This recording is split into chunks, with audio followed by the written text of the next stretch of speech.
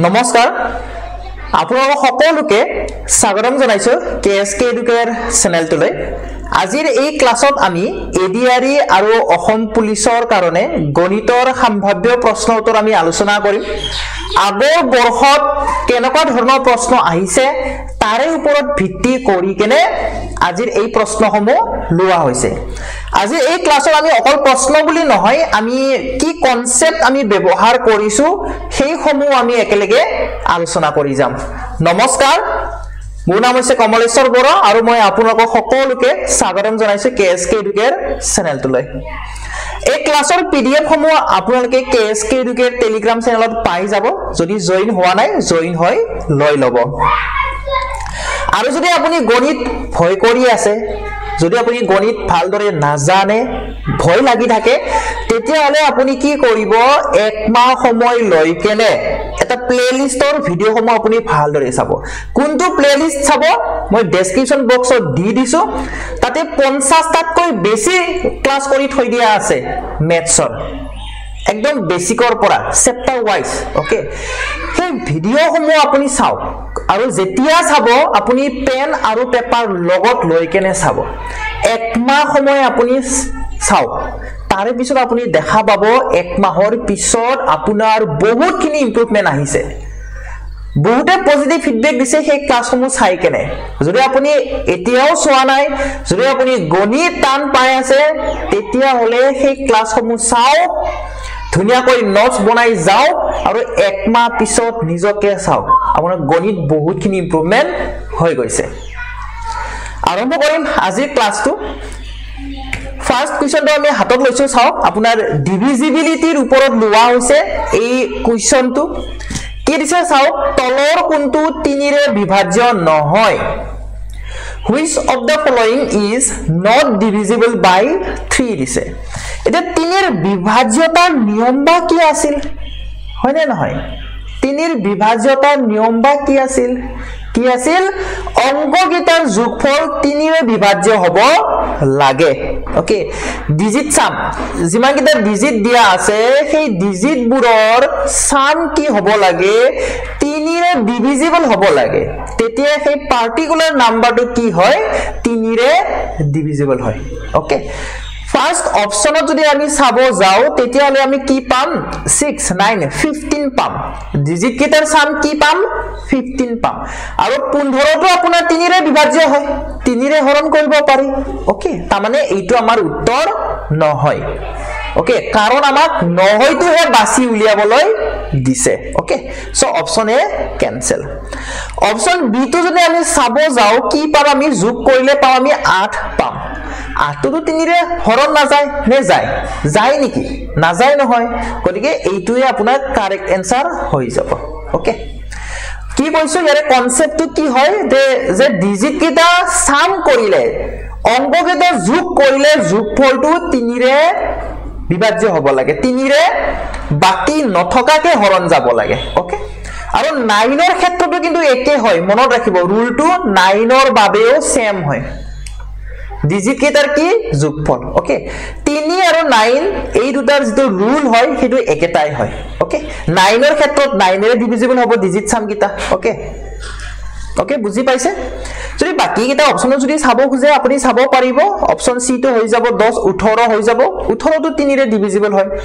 তাৰ পিছত ডি টো হৈ যাব 6 টো 3 ৰে ডিভিজিবল হয় কোনটো নহয় এইটো নহয় ওকে সো সেই কাৰণে অপচন বি টো কাৰেক্ট হ'ব কাৰণ আমাক কি নহয়টো উলিয়াবলৈ দিছে ওকে তো এইগিটা যদি আপুনি নাজানে ৰুল বিলাক আপুনি একেলগে নোট ডাউন কৰি চাব যদি জানে তেতিয়া হলে আপুনি স্কিপ কৰিব নেক্সট আমি আগবাঢ়ি যাম পৰৱৰ্তী প্ৰশ্নটো চাও খুব ইম্পৰ্টেন্ট প্ৰশ্ন হয় ওকে খুব ইম্পৰ্টেন্ট প্ৰশ্ন হয় প্ৰফিট লস আৰু ডিসকাউন্ট এই চেপ্টাৰটোৰ হয় ওকে এই চেপ্টাৰটোৰ হয় 40 টা বস্তুৰ ক্ৰয় মূল্য এনটা বস্তুৰ বিক্ৰী মূল্যৰ সমান হয় ওকে ইয়াতে মই আপোনাক শৰ্ট এটা শিকাই থৈ আহিছো আগৰ পৰাই যে জিতু বস্তু মানে যিমানটা বস্তু আপুনি ক্ৰয় কৰিছে যিমানটা বস্তু আপুনি ক্ৰয় কৰিছে একচুয়ালি হেইটো কি হ'ব সেলিং প্ৰাইস হ'ব বস্তু কেটাৰ কি হ'ব সেলিং প্ৰাইস হৈ যাব আৰু কিমানটা বস্তু বিক্ৰী কৰিছে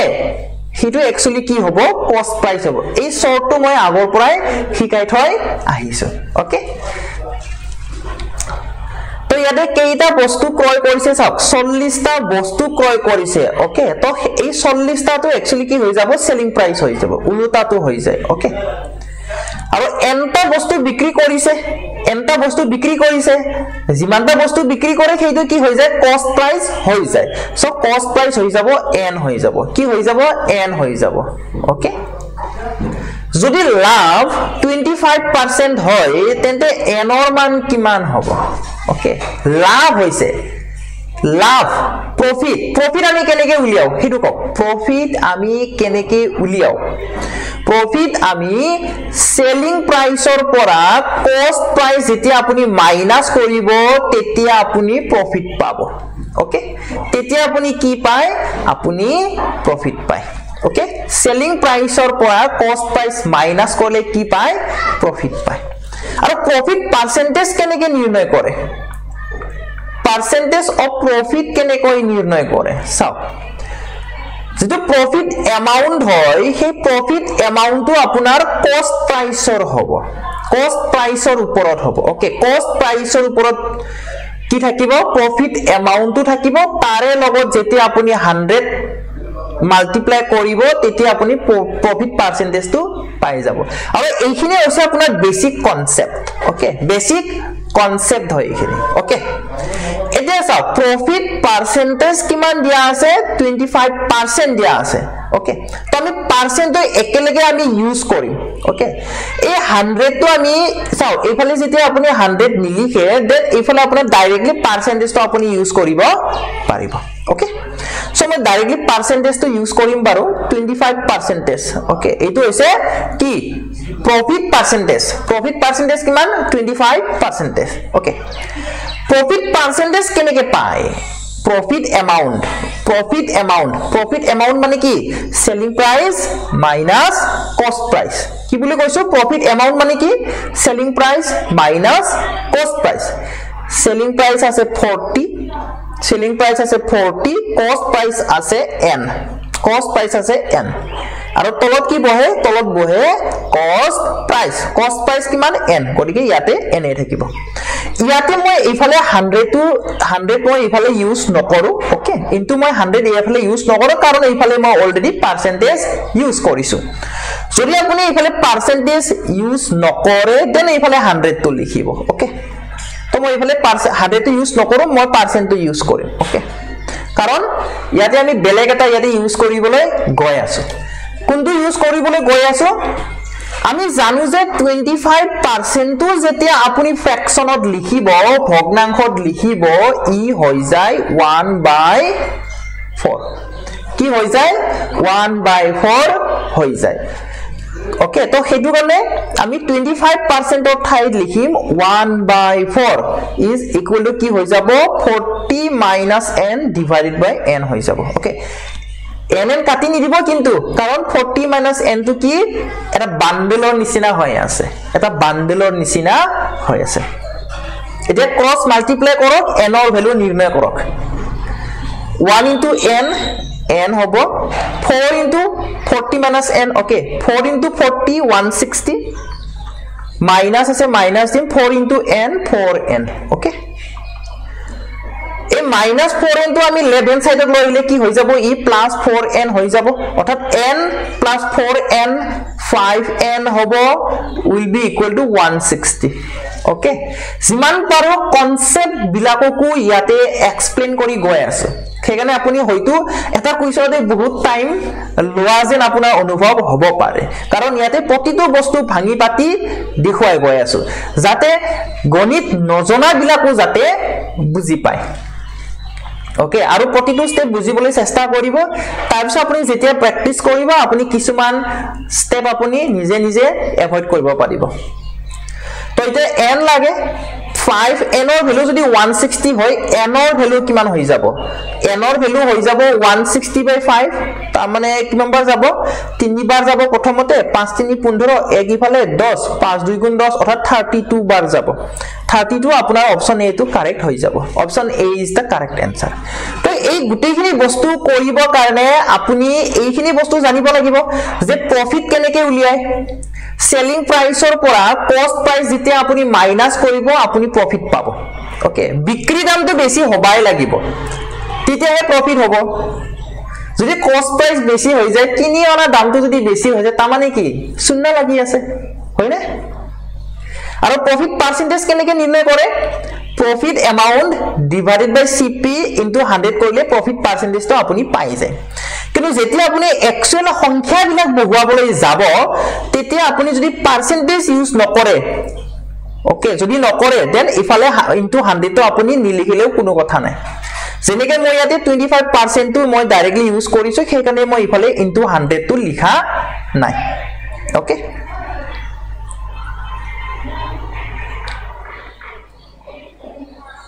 ক্লিয়াৰ হৈছে এইখিনি আশা কৰো ক্লিয়াৰ হৈ গৈছে ওকে তো নেক্সট আমি আগবাঢ়িম পৰৱৰ্তী প্ৰশ্নটোলৈ খুব ইম্পৰ্টেন্ট প্ৰশ্ন হয় আগতে ৰেলৱে পৰীক্ষাতে এনেকুৱা ধৰণৰ প্ৰশ্ন অহা দেখা গৈছিল অসমৰ পৰীক্ষাসমূহত প্ৰায়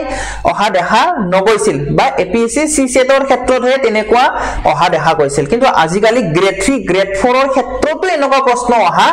দেখা গৈছে তেতিয়াহে কিমান লেভেলৰ কম্পিটিশন হ'ব ভাবি চাওক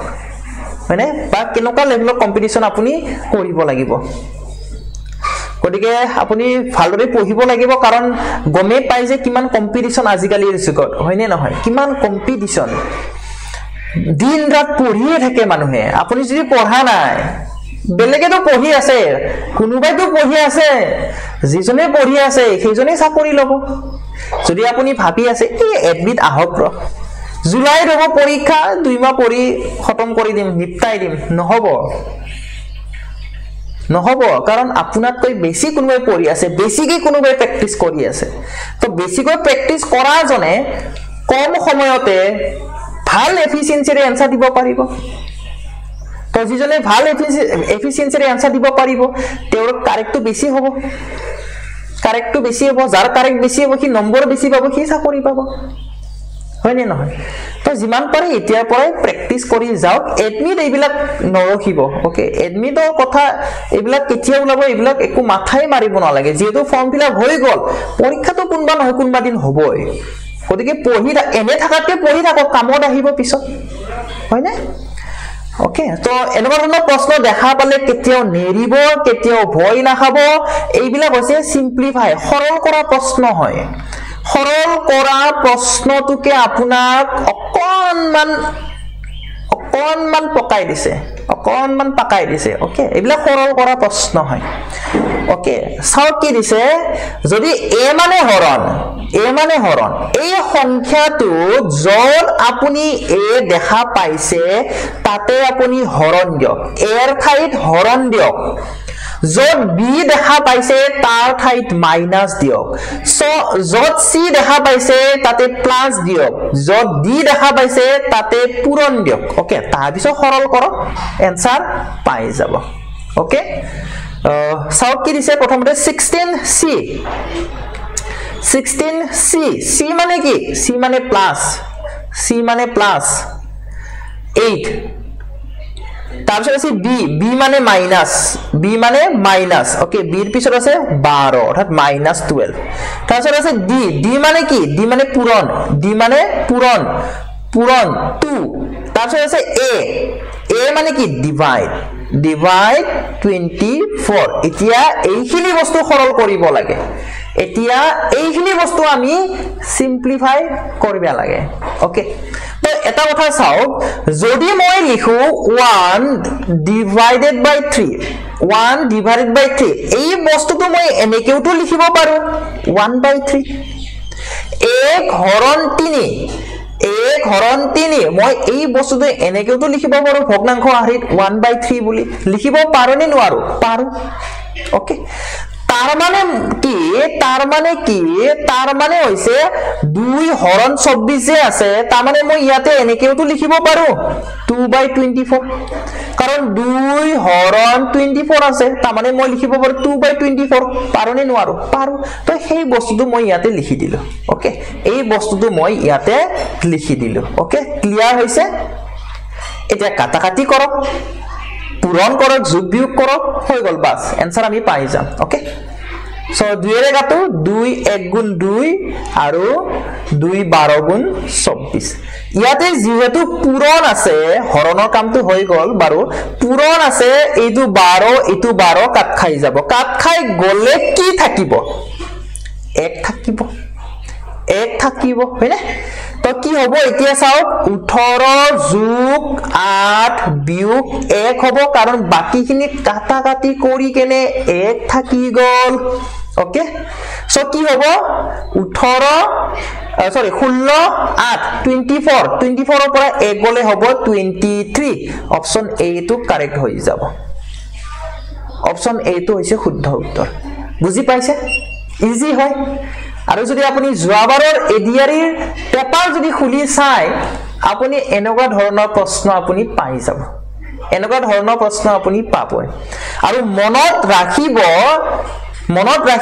ম্যাথছ আৰু ৰিজনিং মিলাই কেনে আপোনাৰ 30% কুৱেশ্যন আহিব ম্যাথছ আৰু ৰিজনিং মিলাই কেনে আপোনাৰ 30% কুৱেশ্যন থাকিবই যদি আপুনি ভাবিছে ম্যাথছ আৰু ৰিজনিং বাদ দি কেনে বাকি কিটা পঢ়ি কেনে চাকৰি লম হবনে সম্ভৱ পসিবল হবনে একবাৰ ভাবি চাও কাৰণ বাকি থাকিল 70% যত আছে জিকে প্লাস ইংলিশ আপুনি গুটেই গেটা কারেক্ট কৰিলে ধৰি লৈছো 70% পালে এই 70%ত চাকৰি নাপায় আপুনি যদি যোৱাবাৰৰ হায়াৰ সেকেন্ডাৰী লেভেলৰ নন সায়েন্সৰ যদি কাট অফ চাই ইভেন এসটি ৰে কিমান এসটি ৰে 75% বাকিটো বাদেই দিছো যোৱাবাৰৰ আপুনি যদি হায়াৰ সেকেন্ডাৰী লেভেলৰ নন সায়েন্সৰ কাট অফ চাই এসটি ৰে 75% বাকি কিমান ওপৰত হ'ব একবাৰ ভাবি চাও তো এই জিকে আৰু ইংলিশ পঢ়ি কেনে আপুনি কেনেকে 75% আপুনি পাব হয়নে কাৰণ জিকে আৰু ইংলিশ মিলাই কেনে 70% হে আহিব তাৰ মানে ম্যাথছ আৰু ৰিজনিং কিমান ইম্পৰ্টেন্ট ভাবি চাও কেতিয়া কিমান ইম্পৰ্টেন্ট লগতে কি হয় এইবিলাক ইজি হয় ম্যাথছ একদম ইজি একদম সৰু প্ৰশ্ন আহে আপুনি জাস্ট কনসেপ্ট খিনি ক্লিয়াৰ কৰিব লাগে বহুত ডাঙৰ অংক নিদিয়ে সৰু অংক দিয়ে ওকে সো আপুনি যদি বেসিক খিনিও চাই আপোনাৰ হৈ যাব টেনশন নাই গতিকে একদম বাদ নিদিব বেসিক কনসেপ্ট বিলাক চাও ক্লিয়াৰ কৰক আপুনি 30% ৰ ভিতৰত কমসে কম আপুনি 25% টো পাই যাব যদি বেসিক খিনিও চাই ওকে তো হেতু কাৰণে একদম বাদ নিদিব ওকে নেক্সট কোৱেশ্চন চাও কি দিছে প্ৰফিট এন্ড লসৰ হয় বহুত ইম্পৰ্টেন্ট হয় ওকে কি দিছে চাও while selling an item the difference between selling it at 11% profit ভাল দৰে চাব দে 11% profit and 13% loss is rupees 204 okay find the cost price of the item অসমত চাম আমি প্ৰশ্নটো চাও কোন এটা বস্তু বিক্ৰী কৰিছে বিক্ৰী কৰোতে 11% লাভ হৈছে ওকে 11% লাভ আৰু যদি 30% লোকসান হয় তেতিয়া সেই লাভ আৰু সেই লোকসান দুটাৰে মাজৰ পাৰ্থক্যটো যদি 204 টকা হয় তেন্তে বস্তুটোৰ ক্ৰয় মূল্য কিমান হ'ব হেতু আমি উলিয়াব লাগে বস্তুৰ ক্ৰয় মূল্য আমি উলিয়াব লাগে কিমান টাকা দি কেনে কিনি আনা হৈছিল এই বস্তুটো আমি উলিয়াব লাগে ওকে চাও প্ৰথমতে কনসেপ্টটো বুজি লও কষ্ট প্ৰাইসটো আমি 100% বুলি ধৰিম cost price কি percentage হিসাবত 100% হয় ওকে ওকে এইখিনি ভ্যালু হয় cost price ৰ 100% একদম ধুনিয়াকৈ বুজি লব মই যেটো আপোনাৰ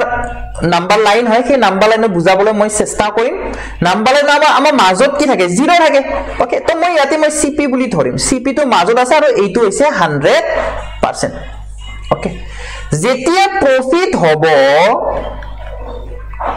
এইটো ভ্যালুটো নিৰ্ণয় কৰিব দে ভ্যালুটো খুচাবই এই বিলাক যেনেকে 100% আছে নহয় হে 100% কি হয় কষ্ট প্ৰাইসৰ আপোনাৰ ভ্যালু হয় ওকে যেতিয়া প্ৰফিট হ'ব অবভিয়াসলি কি হ'ব ভ্যালুটো বাঢ়ি যাব ওকে ইতে ইয়াতে 11% প্ৰফিট হোৱা বুলি কৈছে তাৰ মানে ই বাঢ়ি কিনে কি হৈ যাব 1% হৈ যাব অৰ্থাৎ 111% ই হৈ যাব ওকে ভ্যালুটো কিমান হৈ যাব 111% হৈ যাব যদি 20% লাভ হয় 20% যদি প্ৰফিট হয় দেন কি হৈ যাব 120% হৈ যাব ইয়াৰ ভ্যালু ওকে কাৰণ 20% লাভ নিজা ভ্যালুটো 100% আছে লাভ হৈছে 20% দেন কি হ'ব ভ্যালুটো 120% হৈ যাব ওকে বাট আমাৰ কোৱেশ্চনত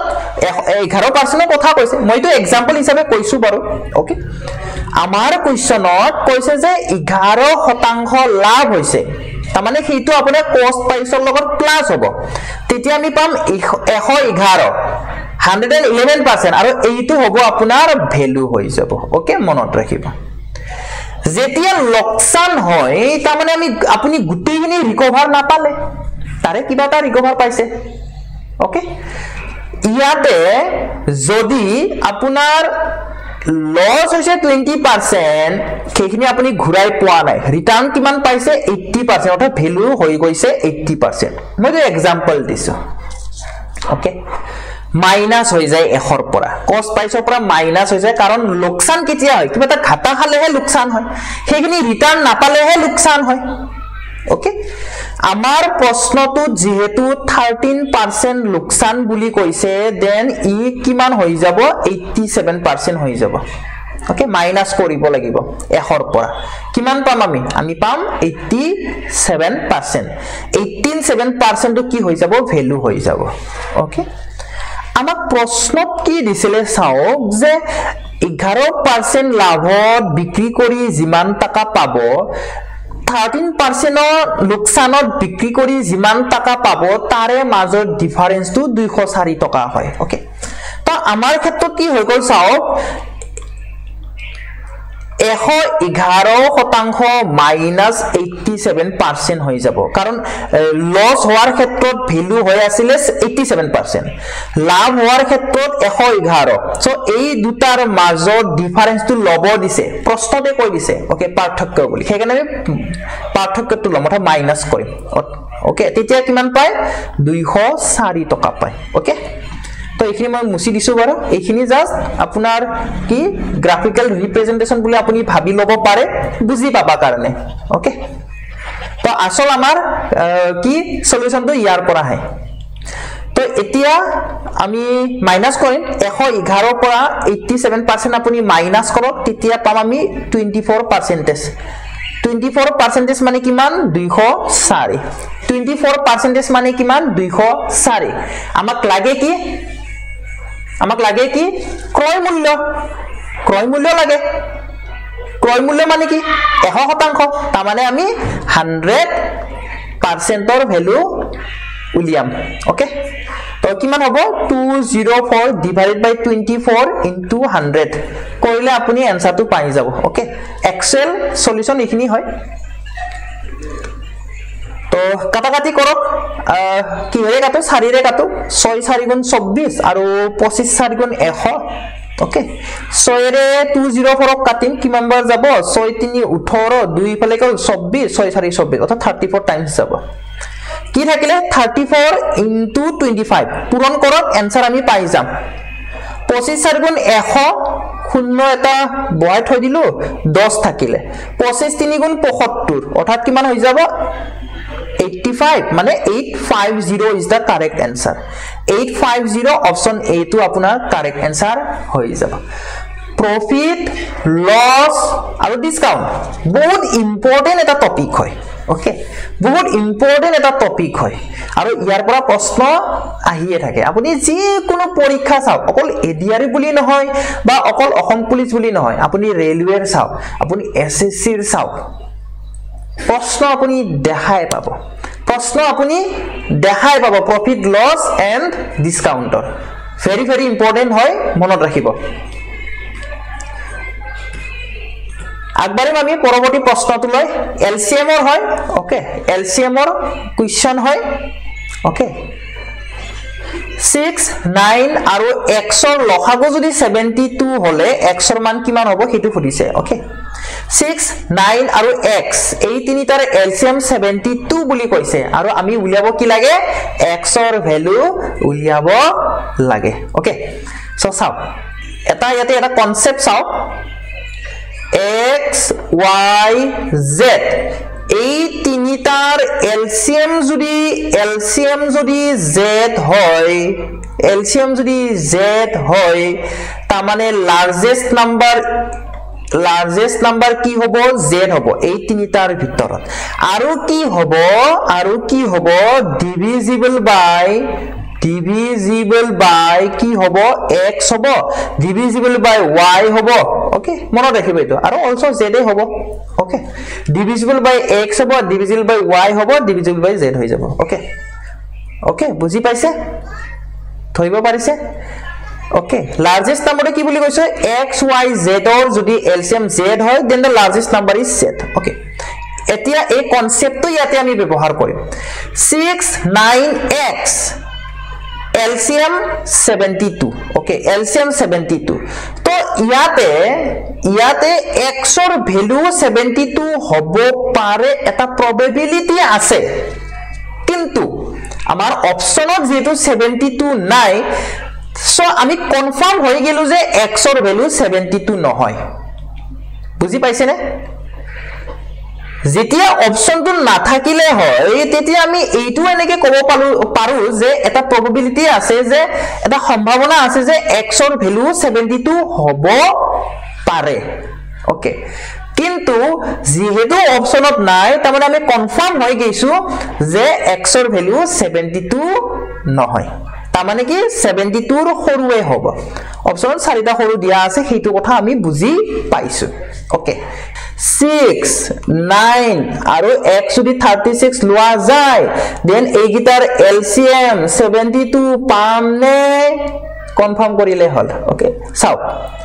6 9 36 ওকে এই 36 টো ডাঙৰ হয় আৰু 36 is divisible by 6 divisible by 9 তা মানে LCM টো 36 হয় ওকে LCM টো কি হয় 36 হয় ওকে তা মানে এটো आंसर নহয় নেক্সট যদি সাবলে যাও 6 9 and 18 largest number is 18 and also divisible by 6 and as well as 9 okay 6 रे डिविजिबल হয় 9 रे डिविजिबल হয় 18 তো সেই কারণে এলসিএম তো 18 হৈ যাব ওকে 72 পাইছো নেকি নাই পোৱা গতিকে आंसर নহয় আমি যদি নেক্সট তো চাবলৈ যাও 6 9 আৰু 24 এই গিটাৰ এলসিএম যদি চাবলৈ যাও দেন কিমান হ'ব চাও কৰিয়ে দেখুৱাই দিছো 3 ৰে 3 2 গুণ 6 3 3 গুণ 9 আৰু 8 3 গুণ 24 আকৌ 2 ৰে যাব 2 গুণ 2 3 তো না যায় 8 তো 4 বাৰ যাব চাও 3 2 6 6 3 18 18 4 কিমান হ'ব 72 হৈ যাব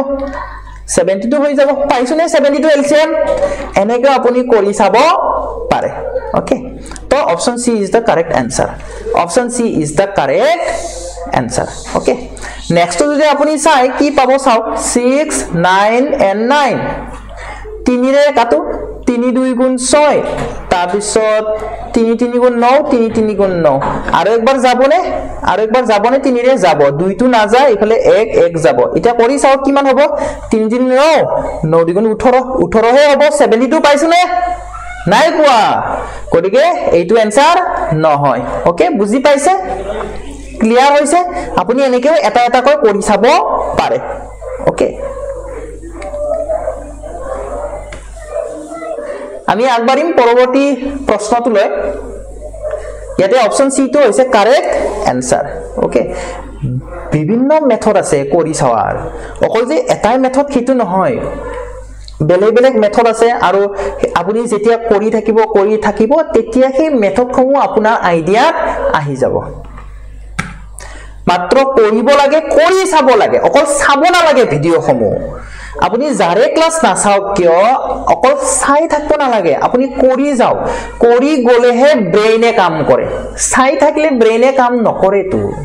আপুনি হাতে কামে লাগি যাব লাগিব তেতিয়াহে আপোনাৰ কামত আহিব তেতিয়াহে আপোনাৰ ডেভেলপ হ'ব ওকে চাও কি দিছে দুটা বৰ্গৰ কৰ্ণৰ অনুপাত বৰ্গ ওকে স্কয়াৰৰ দিছে ভেৰি ইম্পৰ্টেন্ট হয় square rectangle and square very important হয় মনত ৰাখিব ইয়াৰ পৰা এটা নহয় এটা প্ৰতি বাৰতে প্ৰশ্ন আহি আছে এটা নহয় এটা প্ৰতি বাৰতে আহি আছে okay area and perimeter chapter 2 হয় দুটা কৰ্ণৰ দুটা বৰ্গৰ কৰ্ণৰ অনুপাত দিছে 3:4 ওকে ধুনিয়াকৈ বুজিবলৈ চেষ্টা কৰিব শৰ্টটো মনত ৰাখিবলৈ চেষ্টা কৰিব ওকে দুটা স্কয়াৰ মই আঁকি দিছো এইটো হৈছে ইয়াৰে কি কৰ্ণ এইটো হৈছে ইয়াৰে কৰ্ণ এই বৰ্গটোৰ কাৰণে মই সাইড যদি a বুলি ধৰো দেন আপোনাৰ কৰ্ণ কি হৈ যাব a√2 হৈ যাব এই কৰ্ণটো কি হৈ যাব a√2 হৈ যাব নেক্সট যদি মই এই বৰ্গটোৰ সাইড যদি মই b বুলি ধৰো দেন কৰ্ণ কি হৈ যাব b√2 হৈ যাব ওকে কি হৈ যাব b√2 হৈ যাব ইয়াতে কৰ্ণ অনুপাত বুলি কৈছে ওকে ফাৰ্স্ট স্কয়াৰৰ কাৰণে কৰ্ণ বা আপোনাৰ ডায়াগোনাল কি হয় a√2 হয় সেকেন্ড স্কয়াৰৰ কাৰণে কৰ্ণ কি হয় বা ডায়াগোনাল কি হয় b√2 হয় যাৰ মান দিয়া আছে 3:4 দিয়া আছে ওকে তো ইয়াতে শৰ্ট আপুনি কি মনত ৰাখিব চাওক √2 কেনসেল গল ওকে √2 তলে ওপৰে কেনসেল গুছি গল √2 আৰু নাই তাৰ মানে অনুপাতত ৰেশিওত যেতিয়া আপোনাক দিব তেতিয়া হলে আপোনাক ডায়াগোনালৰ ৰেশিও দিয়ে নে সাইডৰ ৰেশিও দিয়ে দুটা একেটা বস্তুকে খুসাব কি বুলি কৈছো ৰেশিওৰ ক্ষেত্ৰত যদি আপোনাক দুটা বৰ্গৰ কৰ্ণৰ অনুপাত দিছে আৰু দুটা বৰ্গৰ বাহুৰ অনুপাত দিছে দুটাই একেটাকে খুসাব এইটো মনত ৰাখিব দুটা বস্তুৱে একেটা বস্তুকে খুসাব ওকে প্ৰশ্নত কৈছে এতিয়া চাও প্ৰশ্নত যে হিহতৰ ক্ষেত্ৰফলৰ অনুপাত লাগে ক্ষেত্ৰফল মানে কালি হয় এৰিয়া প্ৰথম বৰ্গটোৰ কাৰণে আমি সাইড a বুলি ধৰিছিলো আৰু সাইড স্কয়াৰ মানে হৈছে কালি অৰ্থাৎ a² হৈ যাব সেকেন্ড বৰ্গৰ কাৰণে এৰিয়া কি হৈ যাব b² হৈ যাব কাৰণ বৰ্গ কৰিলে আমি কি পাও কালি পাও কাৰণ বাহু পূৰণ বাহু মানে কি হয় কালি হয় ওকে সো সেই কাৰণে আমি কি কৰিম আমি স্কয়াৰ কৰি দিম ইয়াতে both side আমি স্কয়াৰ কৰি দিম কিয় কাৰণ আমাক কালিৰ খুদিছে ক্ষেত্ৰফলৰ খুদিছে এৰিয়াৰ খুদিছে সেই কাৰণে আমি স্কয়াৰ কৰি দিম ওকে ক্লিয়াৰ কি হ'ব তেতিয়া a² / b² = 3² মানে হৈছে 9 4² মানে হৈছে 16 অৰ্থাৎ 9:16 is the correct answer option a to correct হৈ যাব বুজিছে ইজি পিজি হয় হয়নে নহয় ইজি পিজি আপুনি পেপাৰ মেলি চাও কোনোবা নহয় কোনোবা পেপাৰত আপুনি এনেকুৱা ধৰণৰ প্ৰশ্নই পাবই এৰে কনসেপ্ট বিলাক কি ইউজ হৈ আছে সেইটো বুজিবলৈ আপুনি চেষ্টা কৰিব কৰ্ণৰ কথা কৈছে কালিৰ কথা কৈছে কৰ্ণ নিদি কেনে যদি আপোনাক ইয়াতে ডায়াগোনাল নিদি কেনে যদি ইয়াতে আপোনাক সাইড বুলি দিলে হয় যদি ইয়াতে আপোনাক বাহু বুলি দিলে হয় তেতিয়া আপোনাৰ এনসাৰ একে আহিলে হয় ওকে কাৰণ মই অলৰেডি কলো ৰেশিওৰ ক্ষেত্ৰত আপোনাৰ বাহুৰে দিয়ক বা আপোনাৰ ডায়াগোনালৰে দিয়ক দুটা একেটা বস্তুকে খুসায় ওকে ক্লিয়াৰ অপশন এ তো কাৰেক্ট হয় নেক্সট কোয়েশ্চন চাও